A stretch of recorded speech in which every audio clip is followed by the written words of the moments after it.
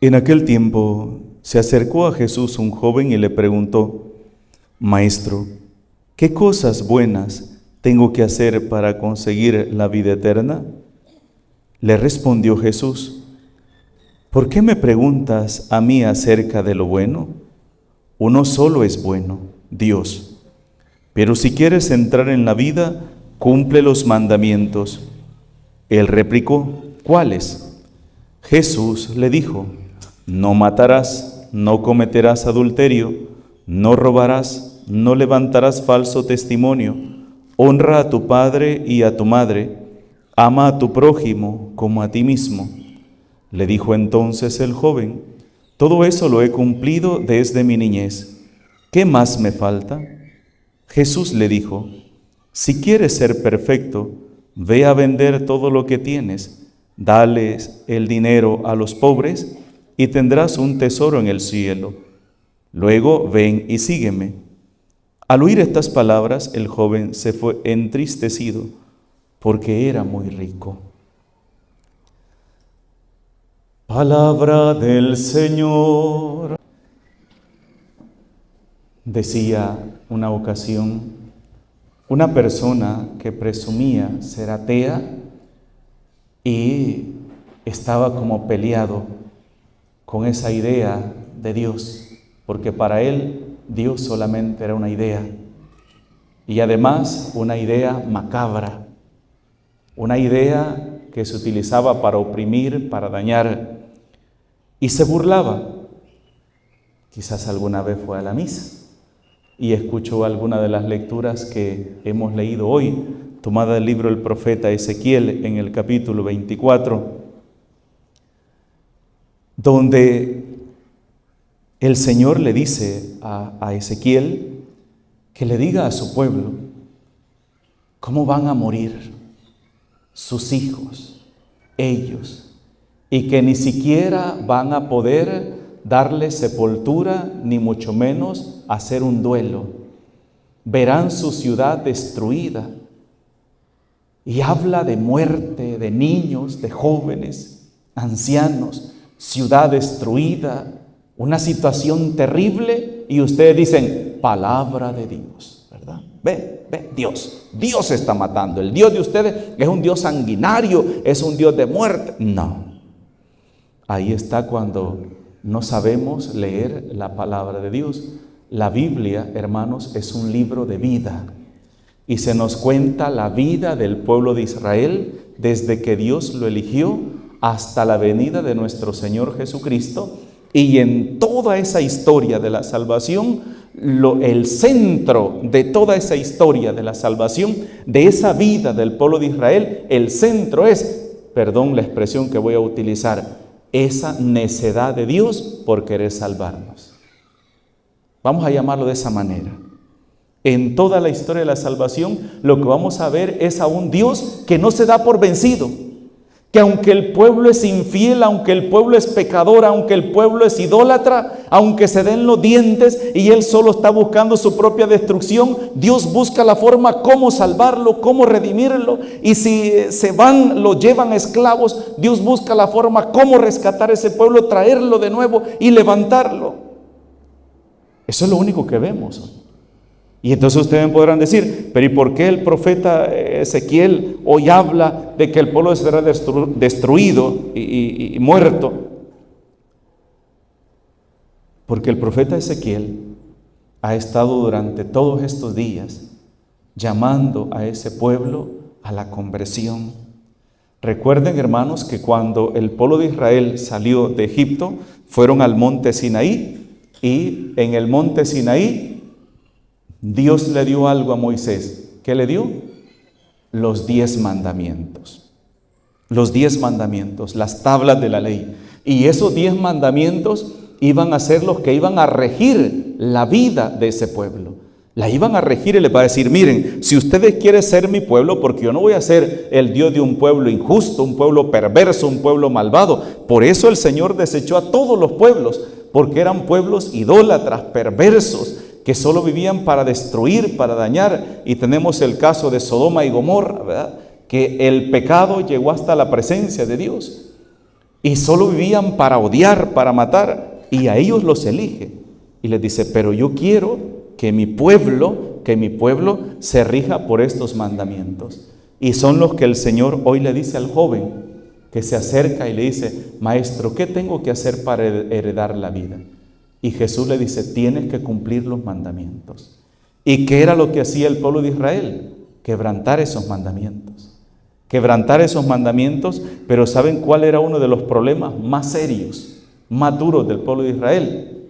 Que para el pueblo de Israel, Dios era un Dios que estaba allá arriba esperando a ver a qué horas se equivocaban para mandarles el castigo, para castigarlos, para azotarlos.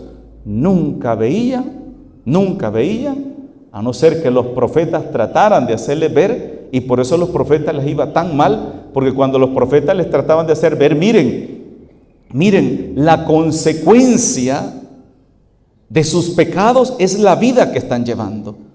No es que Dios los esté castigando, como a veces, y fíjense hermanos que esa mentalidad aún está hoy en nuestros días. Cuando la mamá le dice al niño, no te subas a ese palo de mango, y el niño va y se sube en el palo de mango, y viene el niño y se viene desde arriba y se da su zapotazo abajo, se quiebra los dientes o se quiebra una mano. ¿Qué es lo primero que le dice la mamá? Dios te castigó por desobediente. ¿Qué estamos haciendo ahí? Levantando un falso testimonio. ¿Contra quién? Contra Dios. ¿Dios llegó a sacudir la rama al cipotillo para que se cayera? No, hermanos. Dios no llegó a sacudirle la rama para que se cayera el niño. Se cayó por desobediente. La mamá estaba viendo un inminente peligro y le dijo al hijo, no se suba porque le puede pasar esto. Entonces cuando al hijo le sucede aquello, dice, es que Dios me castigó. Y hermanos, ¿cuántas personas podemos oír que dicen, ¿qué he hecho yo para que Dios me castigue de esta manera? ¿Cuántas personas viven esa misma situación? Y yo sé que sus hijos quizás se los habrán dicho a ustedes como padres de familia, o quizás nosotros le hemos dicho en algún momento de desesperación, ¿qué he hecho para que Dios me castigue? ¿Saben por qué vivimos en esa situación? Porque lo que más nos cuesta a nosotros es reconocer y aceptar que la vida que estamos llevando es fruto de nuestras malas o buenas decisiones, pero no Dios. Además, hermanos, Dios nos dio a cada uno de nosotros algo que se llama inteligencia, capacidad de razonar, capacidad de ver lo que es bueno y lo que es malo. Yo sé, por ejemplo, que si empiezo a juntarme con un grupo de amigos que se drogan, ¿verdad?, consumen drogas, entonces yo automáticamente voy a empezar a involucrarme con esa persona, ya sea porque aprende ese vicio o porque llegue la policía y agarre al grupito que tienen ahí drogas y yo me voy a ir junto con ellos. Entonces, ¿yo voy a culpar a Dios de eso? No. Es mi responsabilidad. Es mi responsabilidad. ¿Cómo voy a culpar yo a Dios si soy un borracho y estoy muriendo de una cirrosis hepática? ¿Cómo voy a culpar a Dios porque hoy tengo mi hígado a punto de destruirse? ¿Cómo voy a culpar yo a Dios si hoy tengo mis pulmones destruidos, si toda la vida lo que he hecho es fumar y fumar y fumar? ¿Puedo culpar a Dios? No. Entonces eso es lo que le pasaba al pueblo de Israel. El pueblo de Israel vivía pensando que todo lo que le sucedía era porque Dios los estaba castigando. Y a los profetas, aquellos profetas que llegaban y les decían, miren, si no se apartan de ese mal camino, si no se apartan y dejan de obrar el mal, les va a pasar esto, les va a pasar esto, les va a ir mal. Y decían, Dios te va a castigar, el castigo de Dios va a venir sobre ustedes. ¿Y saben cómo lo veía yo el castigo de Dios? Como aquella gracia de Dios que se apartaba de ellos. Sí. Por ejemplo, en el libro de los Macabeos, resulta que los Macabeos, Judas Macabeos, hizo un ejército para ir a pelear contra los enemigos, entonces, y eran mucho más numerosos los soldados judíos que los enemigos. Pero los soldados judíos sufrieron una derrota terrible. Derrota terrible. Y cuando Judas Macabeo empieza a decir, ¿y qué pasó aquí? ¿Por qué si nosotros éramos más que ellos? ¿Por qué nos derrotaron? ¿Qué fue lo que pasó? Y empieza a examinar a todos los muertos, y todos los muertos tenían amuletos. Tenían amuletos que se habían colgado en el cuello. Dioses falsos, dioses paganos, se los habían puesto en el cuello. Entonces, ¿qué hizo Dios ahí? Ellos se apartaron de Dios y Dios los dejó a su libre albedrío. Entonces, y cuando al pueblo de Israel le iba mal, ¿era a través de qué? A través de las invasiones. Venían, acuérdense que Israel pasaba en constante ataque, toda la vida fue así. En constante ataque, persecución, asedio. Entonces, ¿qué decía Dios? Bueno, si no me quieren a mí como su Dios, si ya no quieren confiar en mí y no quieren mi ayuda, ¿qué voy a hacer yo? Apartarme, porque sí hay algo importante, hermanos, que tú y yo nunca tenemos que olvidar, es esto, que Dios no se mete a la fuerza en la vida de nadie. Dios no se mete a la fuerza en la vida de nadie. Por eso está aquel versículo de Apocalipsis 3:20, ¿verdad? Mira que estoy a la puerta y llamo. Si tú me abres, entraré a cenar contigo. ¿Pero qué significa? Que Dios no va a entrar a la fuerza de nadie, en la vida de nadie. Entonces, eso es lo que pasa, que nosotros muchas veces queremos llevar nuestra vida a nuestro antojo, a nuestro libre albedrío, a nuestros caprichos, a nuestros apetitos de la carne, y cuando ya nos ha ido mal, el culpable de que nos haya ido mal, ¿quién es? Es Dios. Entonces, ¿yo en qué me convierto? Una víctima.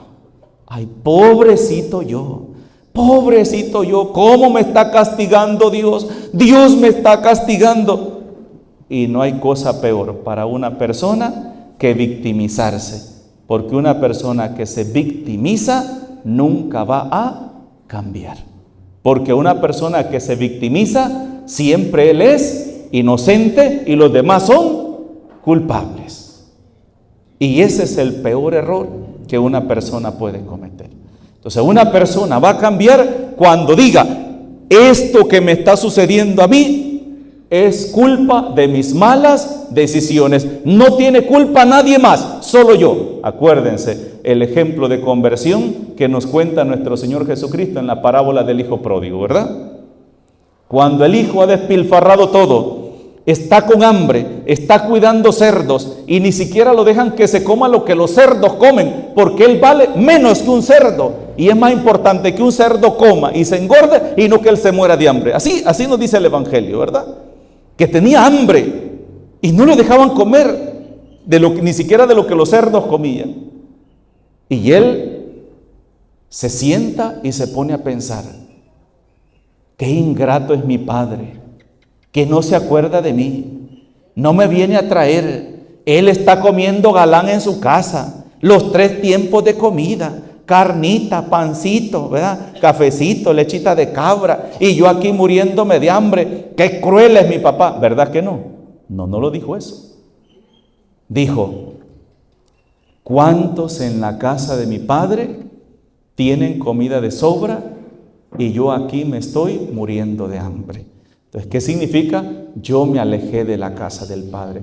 Yo me alejé de la gracia del Padre. La vida que estoy llevando es por culpa mía, porque yo decidí apartarme de la casa del Padre. Entonces, por eso él inicia su conversión diciendo, iré donde mi Padre y le diré, Padre, he pecado contra el cielo y contra ti. Ya no le importa, no va a ir a reclamar y decir, mira cómo ha aguantado hambre, no te da vergüenza, mira, no te da compasión este hijo que soy de tu carne, de tu sangre, y no te da lástima como estoy. No, he pecado contra el cielo y contra ti.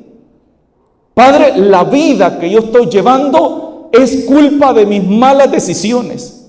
Sé que he pecado y gravemente, y no solamente contra el cielo, sino contra ti también. Trátame como a uno de tus criados, porque yo no merezco llamarme hijo tuyo. ¿Qué está haciendo él? Renunciando a todos sus derechos de su hijo. ¿Por qué? Por vergüenza, por dolor, porque sabe que ha fallado. Por eso, hermanos, para mí, la parábola del hijo pródigo es uno de los ejemplos más grandes de cómo debe iniciar nuestra conversión. Nuestra conversión no debe iniciar reconociendo que hemos metido la pata, que estamos en el fango, que nuestra vida está arruinada, culpando a otras personas, como muchos lo hacen. Yo me fui de la iglesia por la culpa de la fulana, por culpa de fulano, no, te fuiste de la iglesia porque ya no querías estar en la iglesia, porque no amabas a Dios, porque no querías servir a Dios, porque no fuiste capaz de seguir al Señor. Y hermanos, una de las cosas que se nos olvida a diario a nosotros es que Jesús nos dijo: el que quiera seguirme, que se niegue a sí mismo, que tome su cruz y que me siga. Esa es la verdad. Fui un cobarde, y eso es lo que tengo que decir. ¿Por qué te fuiste de la iglesia? Porque soy un cobarde, porque no supe decirle sí al Señor en el momento de la prueba, en el momento de la dificultad. Busqué al Señor solo para buscarme a mí mismo, mi satisfacción, sentirme bien, pero nunca lo busqué con el sentido de querer desgastarme y querer entregarle mi vida al Señor. Como hoy Jesús le dice a este joven: anda, vende lo que tienes y sígueme. Y yo quiero preguntarles hoy a ustedes, que nos preguntemos cada uno de nosotros, ¿qué es lo que nos está deteniendo para darle un sí definitivo al Señor? Te seguiré. ¿O es que estoy tentando aguado? ¿O es que sigo solamente de observador?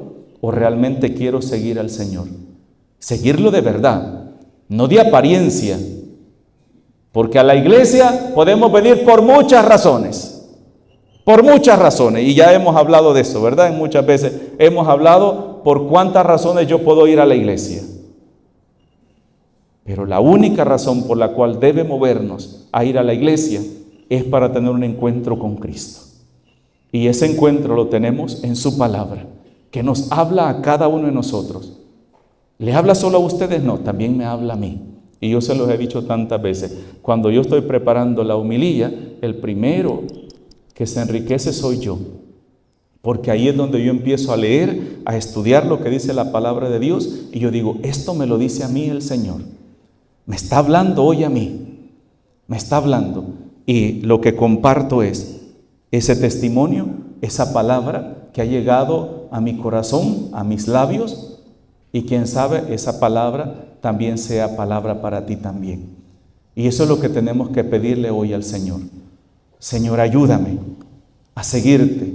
Y si hay algo que me está deteniendo, que me está encadenando, que me está atrapando, para no darte un sí definitivo, no permitas que me vaya entristecido, no permitas que me vaya como este hombre, que solo porque tú le pediste un poquito más, que rompiera esa atadura con lo que él estaba encadenado y no fue capaz, que yo, Señor, hoy tenga la fuerza de romper esas cadenas, esas ataduras y decirte: te seguiré, Señor, te seguiré a donde quiera que vayas. Y si me toca seguirte hasta el Calvario, dame la fuerza, sé tú mi cirineo para poder llevar la cruz y poderte dar gloria incluso en el Calvario, en la cruz. En el nombre del Padre, del Hijo y del Espíritu Santo. Amén.